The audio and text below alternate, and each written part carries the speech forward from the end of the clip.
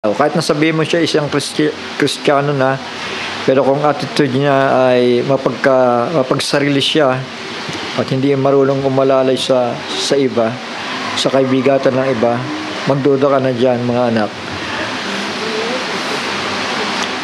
Ngayon, ganun pa man, basahin ko lang ito, 1 John chapter 5 verse 16, bago po ako magtuloy-tuloy, bago pumatak ang ulan, parang mukhang papatak na, Sige po, manda tayo.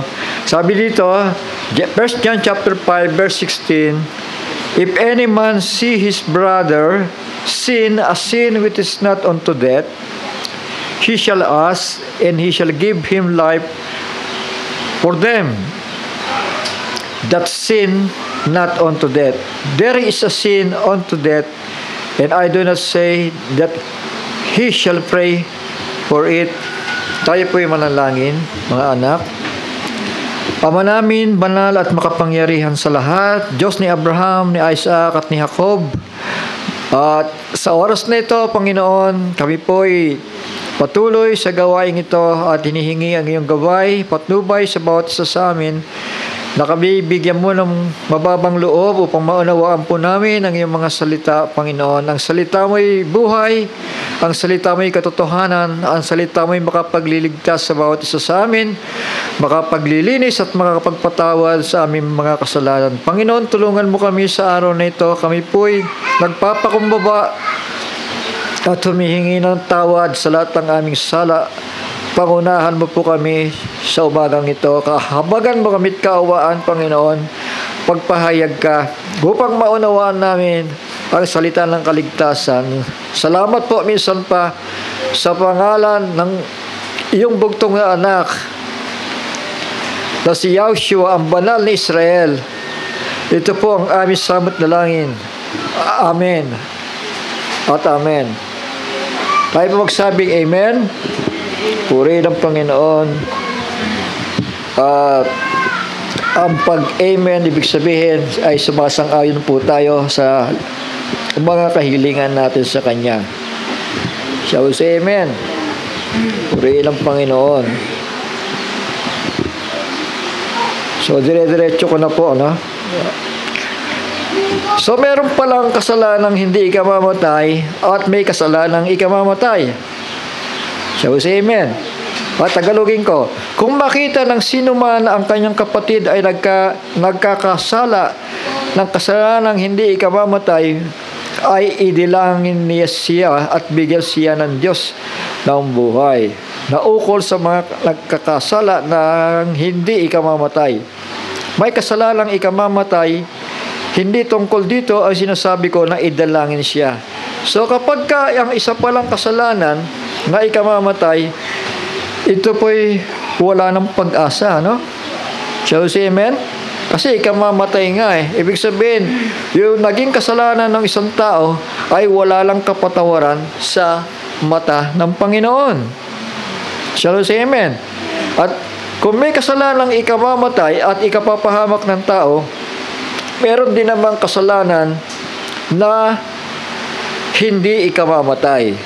Na ang ibig sabihin ay maaari pa siyang mapatawad ng Panginoon kung ano man yung kasalanan na yon na nagawa o nagagawa ng tao. Tandaan natin, habang nandito pa tayo sa laman lupang ito, may dalawang uri ng pagkatao doon. Shall we say amen? Ay, yung laman at yung espiritong nandoon na namamahay sa atin. Shall we say amen?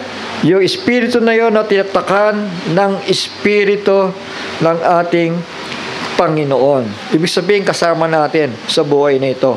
Ang Panginoon, na kung kaya't sinasabi dito, ang sinumang ipinanganak ng Panginoon, sa verse 18, and we know that whosoever is born of God, sinneth not. Kapag ikaw pala ay isang born again, at may Espiritu ng Panginoon Diyos na namamahay sa iyong puso, sa iyong kaluluwa, hindi ka na raw nagkakasala. Paano nangyari yun? Samantalang, alam natin sa karanasan natin sa araw-araw, lagi tayo nadadapa. Lagi tayo nagtagawa ng mali. Nalalaman natin na ang sino mang ipinanganak ng Diyos ay hindi nagkakasala, datapwat ang ipinanganak ng Diyos ay nag-iingat sa kanyang sarili at hindi siya ginagalaw ng masama. So yung mahalaga yung pag-iingat sa sarili. Minsan talaga alam natin may kahinaan yung physical na naman natin, na kapag hindi natin kinontrol ito, kapag hindi natin siya binantayan, mga kapatid, baka mauwi tayo sa isang kasalanang ikamamatay. So, say amen. May kasalanang hindi ikamamatay at may kasalanang ikamamatay. At yung kasalanan na yon na pwede pang patawarin, sabi dito, kung meron mang ganong uri ng pagkakasala, ay ipanalangin siya at ang Panginoon ang magbibigay ng buhay at patawad sa kanya. Shall we say amen?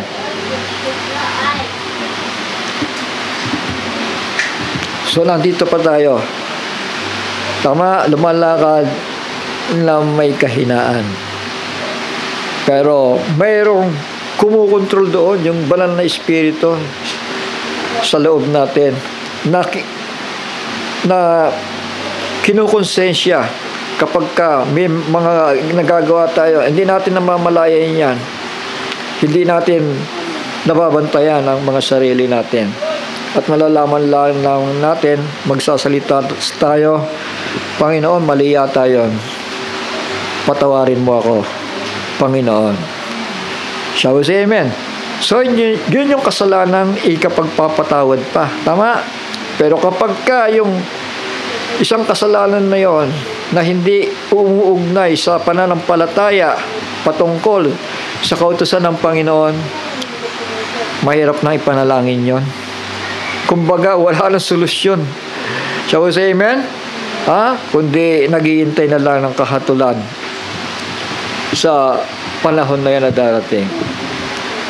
Romans chapter 6, sulat po ito ni Apostoles Pablo sa mga Romano, mga Kristiyano doon, marami. What shall we say then? Sa Tagalog na lang. Ano nga ang ating sasabihin? Pagpapatuloy baga tayo sa pagkakasala upang ang biyaya ay makapanagana? So, itanong ito. Naintindihan natin? Yung tanong, pagpapatuloy baga tayo sa pagkakasala upang ang biyaya, yung habag, yung kaawaan, yung pagpapatawad ng Panginoon sa atin ay makakapanagana? Anong sagot? Sa verse 2, huwag nawang mangyari. Ibig sabihin, huwag mo namang ugaliin yung paggawa ng kasalanan. Huwag mong gawing parang wala nakatitig sa iyong mga mata na nagpapatuloy sa paggawa ng kamalian. Sabi dito, huwag nawang mangyari. Tayong mga patay na sa pagkakasala, paano nga tayong mabubuhay pa riyan? Ibig sabihin, kapag ikaw ay pinanganak na muli o tunay na nagsisi sa iyong kasalanan, paano nga tayong mabubuhay pa riyan sa paggawa ng mga kasalanan na sinasadya natin? So, hindi natin gusto yon, tama? Ayaw natin yon, di ba? Dahil, sabi ko nga kanina, baka mauwi sa wala ng kapatawaran kasalanan. So, pinag-iingat tayo. Tayo ngayon nangalibing. Sa verse 3, o hindi ba kaninyo nalalaman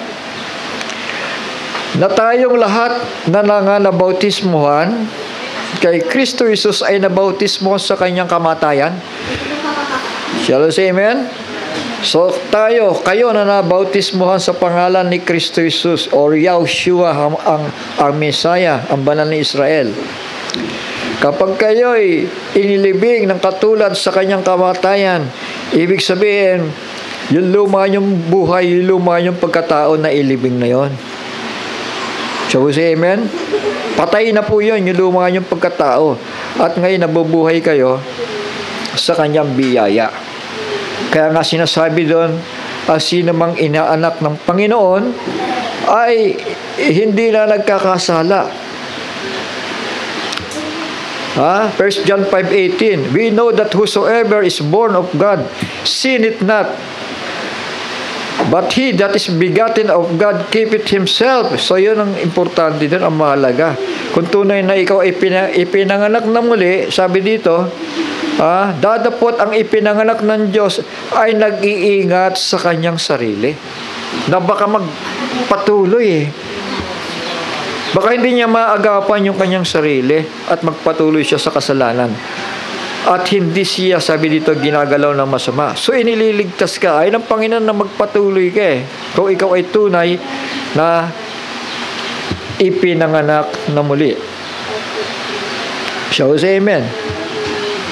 Kung ikaw ay may Espiritu Santo po doon na nagagabay sa inyo, igagabay ka sa lahat ng mabuti, sa lahat ng katotohanan, sa lahat ng matuwid na lakad sa buhay na ito. Hindi kanya pababayaan kasi silyado ka na Tandaan po natin ang kaisipan ng Panginoon, we are elected from the foundation of the world. Hindi siya pwedeng mamali sa atin Hindi pa ginagawa ang langit at ang lupa, nandun ka na sa kaisipan niya.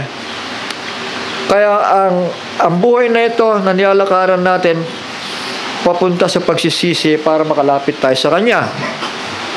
Pero yung pagsisisi na yon at yung pananahanan ng Panginoon sa pagtitiwala niya sa ating buhay, hindi po inaabuso ng tao yon. So, say amen. Sabi nga dito, Romans chapter 6 verse 1, what shall we say then? Shall we continue in sin that grace may abound? Dahil nga mahina ang laman, ano nga ang ating sasabihin? Magpapatuloy baga tayo sa pagkakasala upang ang biyaya ay makapanagana? Sige lang, kasalanan, okay lang yan. Kasi born again naman tayo, hindi na tayo maaagaw ng dyablo Ito ngayon ang tanong. Ano nga ang ating sasabihin? Magpapatuloy baga tayo sa pagkakasala upang ang biyaya ay makapanagana? Ito ang sagot, huwag nawang mangyari. So, say amen. Huwag nawang mangyari. Tayong mga patay na sa pagkakasala, paano nga tayong mabubuhay pa riyan? Ibig sabihin, patay na Hindi mo na, bagamat sa taong walang muwang sa katotohanan, mga kapatid, para sa kanila, yung gawa ng laman ay mabuti para sa kanila yon. Tama. Pero yung mga ipinanganak ng Panginoon, sabi dito, tayo mga patay na sa pagkakasala, para ano nga tayo mabubuhay pa riyan? Ibig sabihin, hindi mo na nilalakaran yan, hindi ka na mabubuhay dyan, hindi ka na masaya dyan. Tama. Kaya lang, talagang dahil nga dito, hindi wag natin sisihin ito kasi pabulok na talaga to Tama, tumatanda. Nagkakasakit, nagkakamali, nagkakasala. Hindi ba ganin nyo nalalaman na tayong lahat ng mga nabautismo kay Kristo Jesus ay nagabautismo sa kanyang kamatayan? Tayo nga'y nangalibing, nakalakip niya sa pamamagitan ng bautismo sa kamatayan. Yun, lahat naman kayo dito nabautismohan na, di ba? Sa pagsisisi sa pangalan ni Kristo Jesus. Na kung paanong si Kristo ay nabuhay na maguli sa mga patay sa pamamagitan ng kaluwalhatian ng Ama, ay gayon din naman tayo makakalalakad sa panibagong buhay. So may panibagong buhay pala. Na kapag ikaw ay inilakip sa kanyang pagkalibing, dahil yung pagkalibing niya yun, dahil sa kasalanan ng tao yun, di ba? At nang siya muling nabuhay, ibig sabihin lumalakad ka na ng ayon sa kalooban ng Panginoon. Hindi na sa sarili mo. Tama? Shall we say amen? Hindi na sa sarili mo. At iniingatan mo ang sarili mo dahil ayaw mong mauwi sa blasphemy. Yung kasalanang hindi mapapatawad, yung mga nagagawa mong pagkakamali sa Diyos. Sapagkat kung tayo nga ay naging kalakip niya dahil sa kawangisan ng kanyang kamatayan, ay magkakagayon din naman tayo dahil sa kawangisan ng kanyang pagkabuhay na maguli. Tama? Siya po si amen? Gusto ba ninyo yun? Abay, napakagandang pangako yun. Na kapag ikaw pala inilibing, nakalakip ni Kristo, kung paano siya nabuhay na maguli, gayon din naman, mabubuhay ka nakasama ang Panginoon. Purihin ang Panginoon. Na nalalaman natin na ang ating dating pagkatao ay kalakip niyang napako sa krus upang ang katawang salarin ay magiba. At nang sa gayoy, huwag na tayong mapaalipin ng kasalanan. So kapag kay Kristo Jesus ka pala, tinanggap mo siya bilang Panginoon at tagapagligtas, hindi ka na pala alipin sa kasalanan. Shall we say amen? Hindi ka na alipin sa kasalanan. Hindi ka na alipin ng kautusan, kundi yung kautusan ay nalagpasan mo na. Shall we say amen? Sa pamamagitan ng habag at biyaya nung napako sa krus. Sapagkat ang namatay ay ligtas na sa kasalanan. So ikaw yun. Namatay ka na kay Kristo, tama?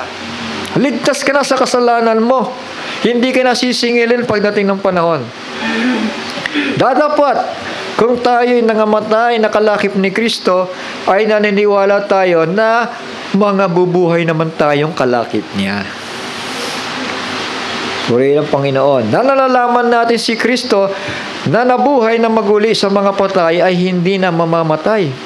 Ang kamatay ay hindi maghahari sa Kanya. So yon, maraming hindi naniwala pa dito, mga kapatid, lalo na yung mga Israelita, no? Ang paniwala nila, pinamalita nila, hindi, yung patay dyan, yung nilibing dyan, ninakaw may nagnakaw ng bangkay, kaya nawala dyan diba? Pero ang katotohanan nun, talagang nabuhay siya na maguli, umakyat sa kanan ng Ama. Tama po? Naniwala tayo. Kasi kapag ikaw sumasampalataya na ganon, may buhay ka na walang hanggan kay Kristo. Sapagkat ang kamatayan, sa verse 10, na ikinamatay niya ay kanyang ikinamatay na minsan sa kasalanan. Purihin ang Panginoon. Araw-araw tayo nagkakasala. Tama ba? Tapos, amen? Araw tayo natitisod, araw-araw tayo nagkakamali, pero araw-araw din nagsisisi tayo. Tama? Ang mahirap nun kung hindi ka na marunong magsisi sa kasalanan mo. Shall we say amen? Sapagkat ang kamatayan na ikinamatay niya ay kanyang ikinamatay na minsan sa kasalanan, dadapot ang buhay na kanyang ikinabubuhay ay kanyang ikinabubuhay sa Diyos na makapangyarihan sa lahat. Gayon din naman kayo, ibilang ninyong kayo'y tunay na mga patay na sa kasalanan. Patunayan natin, napatay na tayo sa kasalanan. Ibig sabihin, hindi ka na masaya doon. Hindi ka na nagsasabong, hindi ka nagpa-party, hindi ka na nagkakarera, hindi ka na nagpupunta, nag-a-addict, o hindi ka na, hindi ka na, alam nyo, kahit na tayo nandito pa, hindi ko sinasabi na hindi ka na magagalit Si Kristo nga nagagalit Tama? Kung makikita ninyo, kung mababasa ninyo, yun, pumunta siya sa templo, may hawak siyang latigo So, say amen. Kapag pinag-usapan ng kalikuan, kapag ikaw ay nagalit dahil sa unrighteousness, hindi ka nagkakasala. Tama. Pero kung nagalit ka sa isang tao na walang dahilan, malaki ang kasalanan mo sa Panginoon. Tama? Pag nagalit ka sa kapwa mo na walang dahilan, kailangan bigyan mo ng dahilan kung bakit ka nagagalit. At kailangan matuwid yan. At kung magagalit ka man, sabi dito, kung nakita mo ang kapatid mo na nagkasala, huwag mo siyang sumpain, ipanalangin mo siya. Dahil sa kasalanang hindi ka mamatay. So, say amen. Ipanalangin. Huwag tayong makakalimot sa panalangin dahil sumasagot ang Panginoon Pag hindi ka marunong magdasal, hindi ka marunong manalangin, parang wala kang hinihingi di ba? Hindi ka marunong magpakumbaba, hindi ka marunong mangayupapa. Kapag may mga bagay na hindi mo nagugustuhan sa buhay mo, magmadali ka, lumuhod ka agad at magdasal ka. Magmadali ka para hindi maubos na lahat yung mga pagpapalang ibinigay sa pinagkatiwala sa iyo. Habang nariyan pa sa kamay mo, humingi ka na ng awa para patuloy mong ma-enjoy ang buhay na yan na ibinigay sa iyo ng Panginoon. Sabi sa amen. Masaya mabuhay. At mabubuhay pa sa eternidad. Samantalang ang mga makasalanan, alam natin na namuhay sa kasalanan, tandaan natin ang bawat ginawa ng tao may kabayaran. Tama? Pag gumawa ka ng mabuti, ang kabayaran niya ay mabuti. Pag gumawa ka ng masama, ang kabayaran ay masama rin. Pero hindi natin sinasabing ang Diyos ay hindi nagpapatawad. Sa sandaling lumuhod ka sa Kanya at humingi ka ng tawad, humingi ka ng awa, nagpakumbaba ka, tinalikuran mo ang lahat ng mali at pinakinggan mo ang Kanyang mga salita, mabubuhay ka. Mabubuhay ka. Magpakailan-kailan ka man. Hindi ka magdarahop sa buhay, hindi ka maghihirap, hindi ka mamumroblema, hindi pasasakitin ang ulo mo. Dahil ang pagpapala ng Panginoon ay magaang niyang ibinibigay Bago ka maghanap buhay, bago ka mag-sideline, ipanalangin mo muna sa Panginoon. Humingi ka ng awa, magpakumbaba ka, na siya lamang ang tanging makakapagbibigay ng lahat ng kailangan mo. Then darating yan na may kagaangan, at kung hindi man ay kailangan marunong ka maghintay. Baka naman may pinagagawa ang Panginoon sa iyo na hindi mo ginagawa. Kapag kaganyan, patuloy kang imomolde ng Panginoon. Hindi kanya pakikinggan hanggang sa ma-realize mo, maaaring ito yung mali na kailangan kong ituwid. At kapag na-realize mo yan, tandaan natin, iiwanan ka ng dyablo. Dahil kailangan mong tumayo kailangan mong manindigan, kailangan mong maglingkod sa Panginoon. Kaya yung iba nahihirapan Hindi nila alam, napakagaang ng biyaya ng Panginoon, napakagaang ng buhay. Pangako niya na yan di ba? Yung iba kayod marino. Nagpapa sobrang effort sa paghahanap buhay. Pero kapag na-miss natin yung isang bagay na hindi pinagagawa na pinagagawa ng Panginoon na nilabag natin, ang Panginoon ay gumaganti. Ang Panginoon ay humahatol. Tandaan natin, sabi ng Panginoon, judgment begins at the house of God. So dito nagsisimula. Tinuturuan tayo Sino bang magulang hindi namamalo dito ng anak? Di ba lahat tayo namamalo? Pinagsasabihan natin na masasamang salita, masasakit na salita para matuto sila. Hindi naman lagi puro pakiusap di ba? Kasi pag parang puro pakiusap, parang ikaw na yung ina-under ng anak mo kapag ganyan. Kapag puro ka pakiusap, kailangan marunong mong magpakita ng sama ng loob sa kanila. Kailangan nilang, kasi pag nakita nila na masama ang loob mo, ibig sabihin, may isip nila na, hindi pala tama yung ginawa ko. Diba? Panaramdam mo na hindi mabuti yun. Kaya nga sumasakit ang loob ko kasi patuloy ka sa ganyang ginagawa mo Hindi naman ako sasamaan loob kung hindi mo naman pinapakita sa akin yung ganyang bagay. Alam mo, doon sa naghahanap buhay ako sa ABS nung araw, di ba? Yung mga tao doon, kahit sabihin mo karamihan doon, bakla, mga kapatid Puro magagalang yun. Kahit na sabihin mo nga manager, supervisor, pagkakausap yung tao, laging may paki yun. Hindi yung, hoy, gawin mo yan, hoy, gawin mo yan, hoy, gawin mo, hoy, ganito, hoy, ganyan. Manager ako, supervisor ako. Hindi ganun Puro pakiusap yun. Lagi siya Kasi kung sino yung marurunong nasa posisyon, Sila yung nakakaalam ng gagawin eh, di ba? Para ang tao ay mapasunod. Ano kaya utusan mo yung tao ay pagalitan mo? At utusan mo na parang ikaw ang Panginoon. Magtatampo yan sa'yo, magdaramdam yan eh, di ba? Ganon din yung mga bata.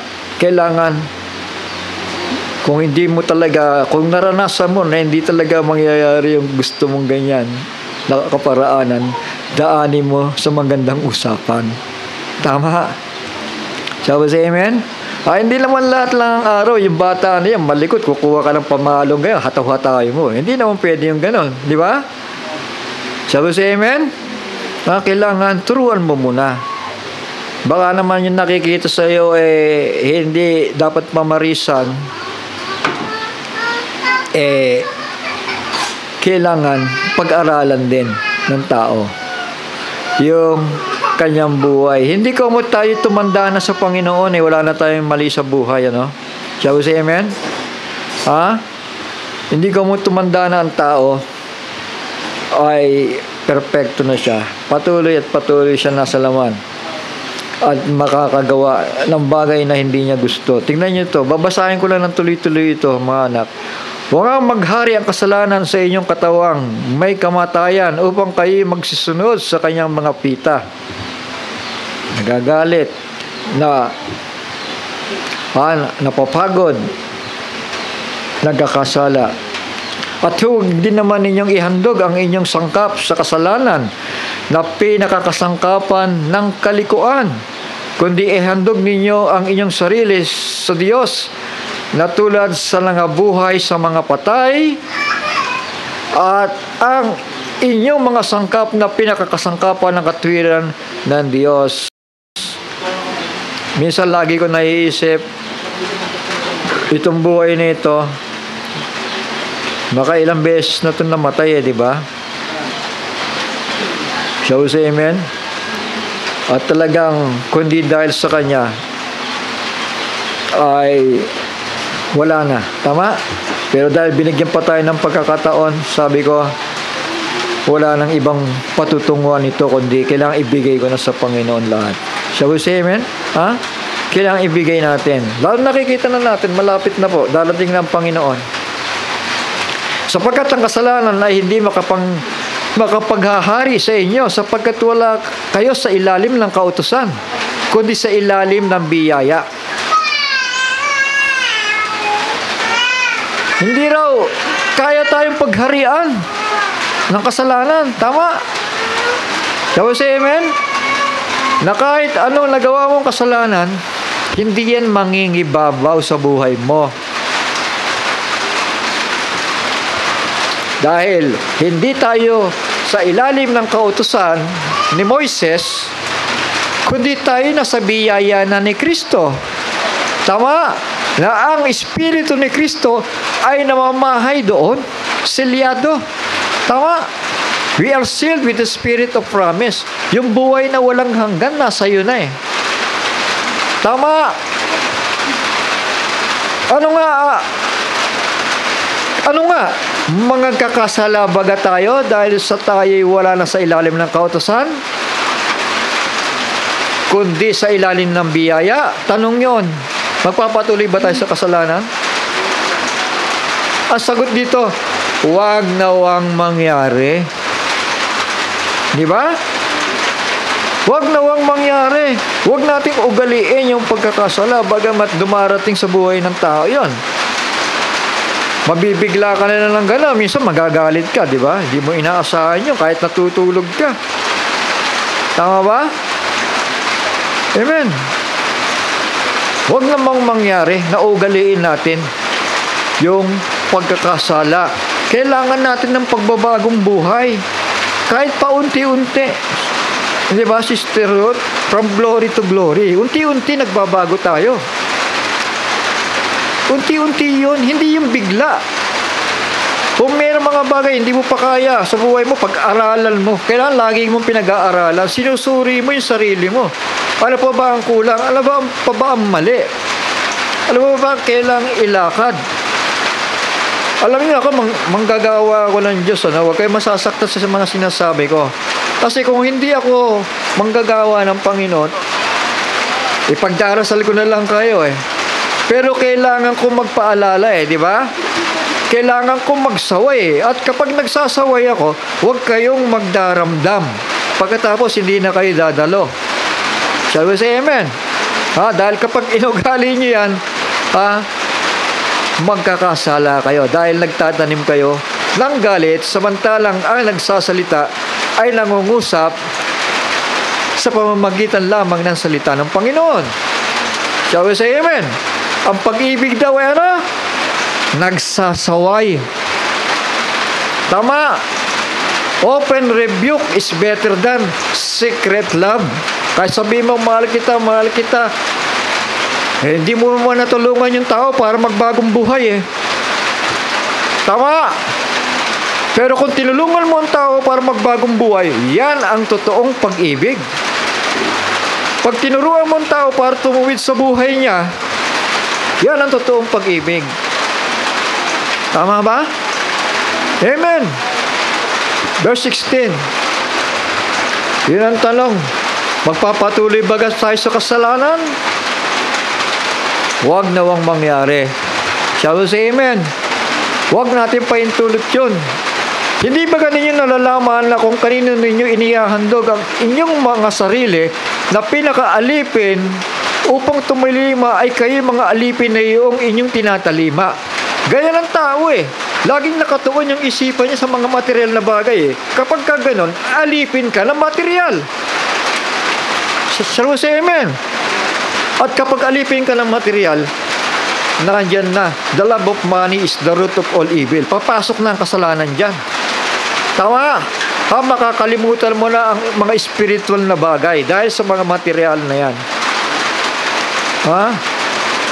Kung kanino daw ninyo inihahandog ang inyong mga sarili na pinakaalipin upang tumalima ay kayo'y mga alipin na yung inyong tinatalima. Kailangan ko ng ganito, kailangan ko ng ganyan, kailangan ko ng ganare. Nangangailangan ako. Pagka ganyan ang ugali ng tao, lagi nangangailangan. Hindi yan sa pananampalataya Kailangan kong paghandaan yung buhay ko dahil tatanda na ako. Kailangan ko ng salapi. Pagka ganyan, hindi yan sa pananampalataya. Mga kapatid, lahat ng pinaghanap buhayan ko, sinagad ko yan para ibahagi sa mga dapat bumahagi niyan. Hindi ako nag-isip na pag-iipunan ko yung sarili ko para pag tumanda ako ay mabubuhay ako dahil may mga mauutusan ako. Hindi ko inisip yan. Dahil ang iniisip ko, kapag namatay ako, tapos na ang lahat. Tama? Tapos na. Pag tumanda ako, tapos na. Matanda na nga ako At namatay ako, tapos na. Iiwan ko na lahat yan. Yun lang ang kaisipan ko. At hindi ako naghahanap na sinasabi ng marami, kapag tumanda ako, matutulungan ako ng mga tao dahil may pera ako. Mali po yun. Dahil ito lang ang pwede makatulong sa'yo. At kung ikaw ay mayroon, ikaw ang tumulong. Huwag kang maghintay ng tulong sa'yo. Shall we say amen? Ikaw ang tumulong. Dahil it's better to give than to receive. Hintayin mo ang Panginoon na magbibigay ng para sa'yo. Makailang beses na nga itong namatay Shall we say amen? Simple lang. Panginoon, wag mo muna akong kukunin dahil hindi ko alam kung saan mo dadalhin itong mga anak ko, itong mga taong ito, itong mga kapatid. Hindi ko alam kung saan sila dadalhin na simbahan dahil nakita naman natin maski yung mga nasa end time na nga hindi nga makaintindi. Shall we say amen? Gugustuhin mo ba mamatay ng gano'n, Brother Johnson? Na wala kang pag-iiwanan ng mga mahal mo sa buhay kung saan sila pupuntang simbahan? Hindi ko papayagan yan. Sabi ko, Panginoon, tulungan mo ako. Paghiga ko, wala na akong malay. Pero simple panalangin ko, dininig agad yun ng Panginoon. Talagang bumalik yung lakas ko, yung malay ko. Hindi ba ninyo nalalaman, eto nga ulitin ko lang, kung kanino ninyo inihahandog ang inyong mga sarili na pinakaalipin upang tumalima, ay kayo'y mga alipin niyong inyong tinatalima. Ayan, investment dito, investment doon. Alipin ka ng investor. Sabi sa amen. Lahat ng kabuhayan mo, tutubo naman yan eh. Pagdating ng araw, magmamahal yan eh. Hindi mo alam, pagdating ng araw, darating ang Panginoon, sisirain lahat yung investment mo. Shall we say amen? Ang tao, pagdating sa gawain, pagod na pagod. Pero pag-iskarsionin mo yan, kahit sa dulo ng Pilipinas, makakarating yan. On time pa yan. Shall we say amen? On time yan. Malayo, Davao, Batanes, kung saan-saan man yan, Subic Bay, makakarating yan on time. Pero sa gawain, tingnan mo yung orasan, darating yan, uwian na. Paano matutuwa ang Diyos dyan? Papasok sa simbahan, gagawa pa ng ingay, sige nga. Alam nyo, ako, 10 taon ako bago ako nagpapaalala. Mahaba ang pasensya ko. Pero kapag sinobrahan na ng tao, makikita nyo kung gaano ko katapang. Hindi ako nagmamalaki dahil ayon sa katwiran itong sinasabi ko. Matakot tayo sa Diyos. Open rebuke is better than secret love. Pag ako ang nalalaman kong matuwid ang kaparaanan ko, hindi ko ibababayan dahil magagalit ang Diyos sa akin kapag hindi ako nagpaalala sa inyo. So, say amen. Kasi kung hindi ako marunong magpaalala, nagkikwento lang ako sa inyo, tuwing linggo, kwento dito, kwento doon, kwento dito, kwento doon. Kamustahin nyo naman ang buhay nyo? Naitama ba? Meron nga gusto magpagamit sa Panginoon ang prioridad kabuhayan pa rin Hindi ganyan ang totoong gusto magpagamit sa Panginoon. Ibinibigay niya yung buong puso't isipan niya. Matutulog na lang siya, pinagbubulay-bulay niya yung salita ng Panginoon. Hindi puro negosyo. Hindi puro hinaharap niya yung mga problemang hindi naman makakatulong sa kanya. Dahil ang totoo nga, gusto niyang magpagamit. Tama? Yun ang totoong gusto magpagamit. Iiwanan niya lahat yan. Problema, sakit, karamdaman, kung ano man yan, iiwanan niya lahat yan. Kasi, bibit-bitin mo yun, dadalhin sa kanya lang Wala ka lang ibang pagdadalan nun Pag dinala mo sa kanya, tapos na ang problema mo. Naintindihan natin? Creator of the heavens and the earth. Tapos konting pangangailangan nangangamba ka. Hindi ba niya maibibigay yon? Amen. God will supply all your needs through Christ Jesus, sabi ng Biblia. Wala kang dapat ipangamba sa buhay nito. Mabuhay ka ng masaya. Mabuhay ka na masaya sa salita ng Diyos. Para yung kumpletong unawa, yung kumpletong pahayag, maibibigay sa'yo. Shall we say amen? Kasi kung puro pagdududa, mayroong pumipigil sa kapahayagan na yan. Shall we say praise the Lord? Ayan.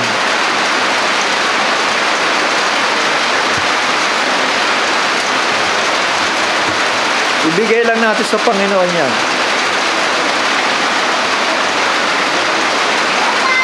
Lagyan na lang ng pansalo. Praise the Lord. Abay, nung araw nga sa ilalim lang ng puno diba? Okay, sa tabing dagat nag-aaralan sila. Mabuti nga, may bubungang pa tayo, kahit may tulo.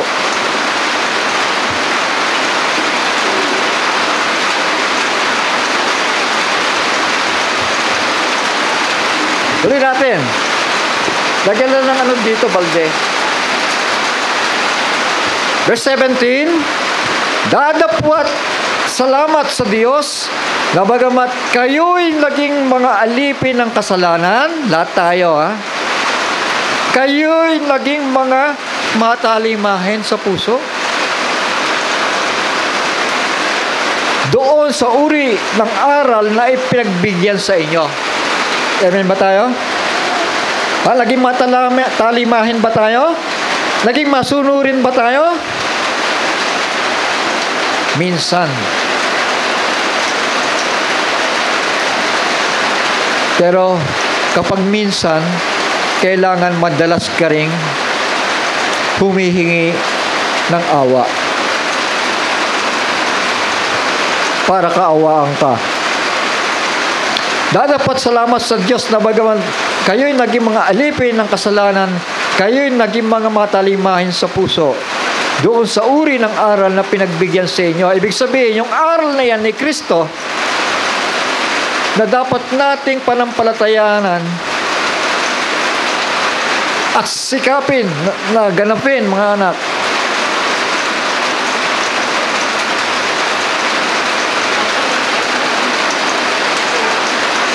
Sabi dito, bagamat kayo naging mga alipin ng kasalanan, kayo'y naging mga matalimahin sa puso. Amen? Si Pablo talagang sabi niya, yung gusto kong gawin, hindi ko magawa. Pero yung ayaw ko, yun ang nagagawa ko. Dahil naroon pa rin. Amen? Naroon pa rin sa kanyang physical na katayuan na gumagawa ang kaaway sa laman na yon. Sa laman lupa.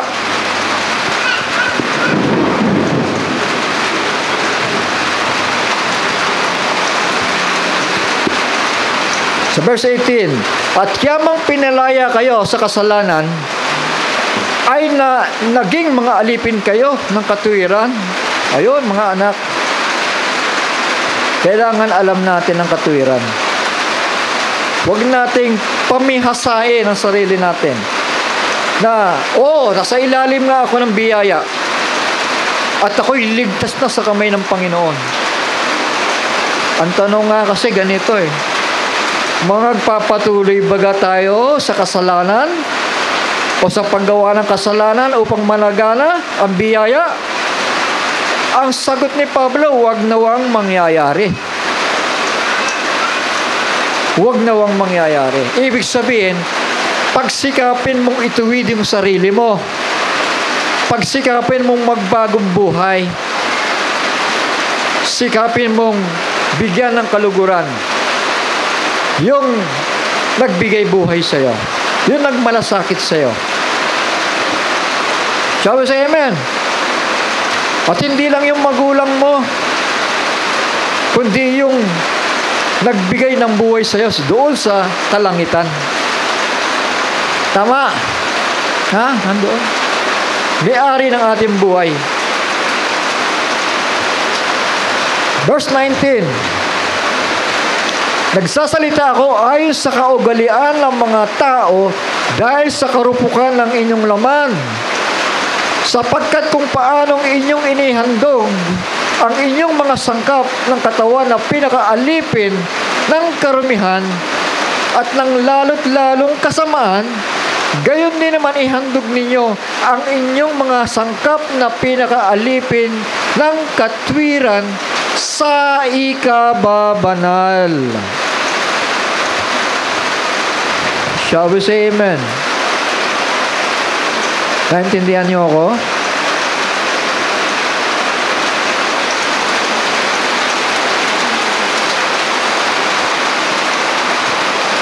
Purihin ang Panginoon.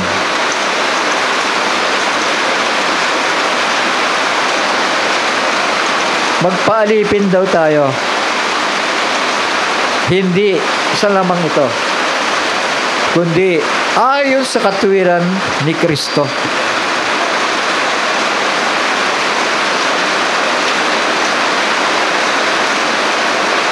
Ako say amen.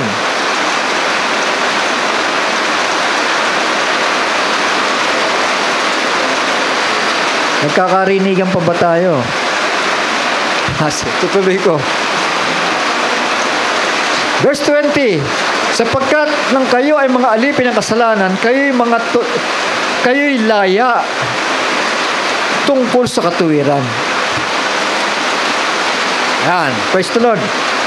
Ano nga ang ibubunga ninyo sa panahong yaon sa mga bagay na ngayon ikinahihiya ninyo?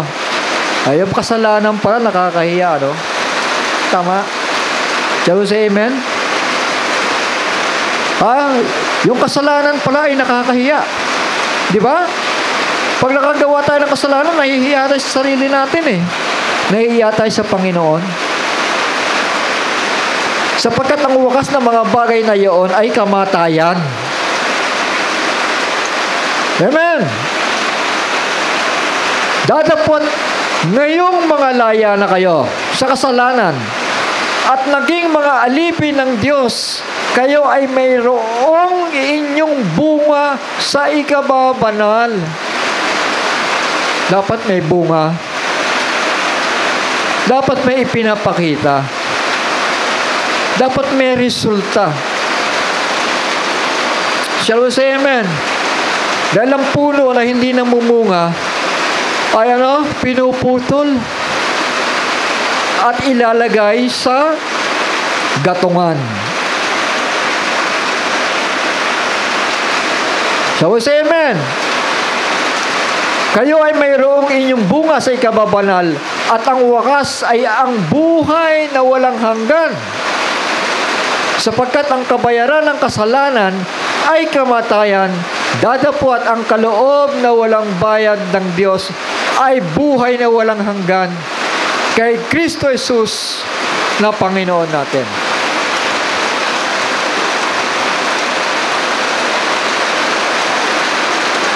Shall we say amen?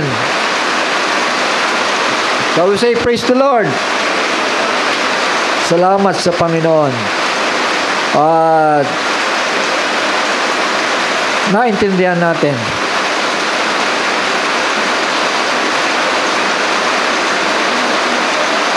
So ang tanong, ano nga ang ating sasabihin? Magpapatuloy baga tayo sa pagkakasala upang ang biyaya ay makapanagana? Huwag nawang mangyari. Amen? Huwag nawang mangyari. Huwag niyong sadyain ang pagkakasala.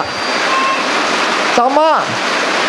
Dahil kapag sinasadya niyo ang pagkakasala, magiging attitude niyo na yan. At kapag naging attitude niyo na yan, lalong lumalaki ang pagkakasala. Alam mo yung kasalanan, yan yung pride of life eh. Yan yung pride of life. Alam niyo ba yun? Hindi lang yung lust of the flesh and lust of the eye. Kundi yan ay pride of life. May kasabihan nga, nung ako'y nag-aaral, sabi ng teacher, kapag ka isang estudyante daw, nasanay na laging absent at laging huli sa paaralan, sabi ng teacher ko, hindi niya na raw kayang ibalik yung dati niyang kaugalian na pumasok ng maaga sa paaralan. Bakit? Because of the pride of life. Baka iisipin ng mga tao, nagpakumbaba na siya sa kanyang kamalian. Tama. At kapag hindi nababago ng tao yung ganong mga simpleng pagkukulang, hindi niya namamalayan, may judgment ang Panginoon. Dahil yung ganong mga bagay ay pinalalala ng pride of life. Sabi sa amen. Minsan ang tao May mga magagandang bagay siyang gustong gawin at magawa sa buhay niya. But because of pride of life, bayaan mo na yan. Di ba? Di ba pag-uugali tayo ganon? Amen! Ang nakakaalam daw ng paggawa ng mabuti at hindi ginagawa, kasalanan. So, say amen. Alam mo pa pala nakaka-insulto ka ba't uugaliin mo yung bagay na yan? Pinagkakasala mo ang tao. Binibigyan mo ng sama ng loob ang tao. Kaya wag nating uugaliin mga anak, mga kapatid. Igalang ang pagkakapatiran. So, say amen. Igalang ang pagkakapatiran. Igalang ang kapwa. Igalang ang mga manggagawa. Yan ang banal na utos na may pangako. Naintindihan natin? Sige po, purihin ang Panginoon. At habang lumalakas ang ulan, tayo po'y dumulog sa panalangin. Magdasal din kayo, mga anak. Kausapin niyo siya dahil hindi tayo nagkakarinigan. Kailangan nakakarinig sa mga sasabihin niyo, kaya kausapin natin ang Panginoon.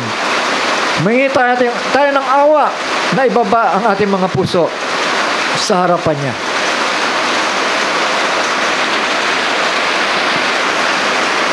Ama namin, banal at makapangyarihan sa lahat. Muli kami nagpapakumbaba sa harapan mo, Panginoon. Ipagpatawad mo